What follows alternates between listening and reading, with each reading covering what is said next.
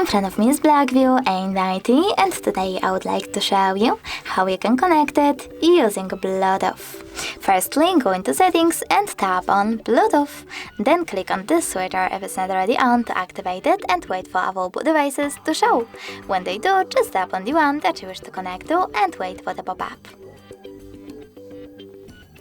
Now, if you wish to continue, you need to select pair in this pop-up and wait for the other device to accept your connection request. As you can see, my devices were successfully connected.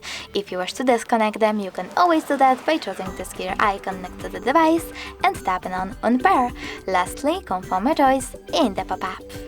Thanks so much for watching. If you enjoyed this video, leave a like, comment and don't forget to subscribe. Bye!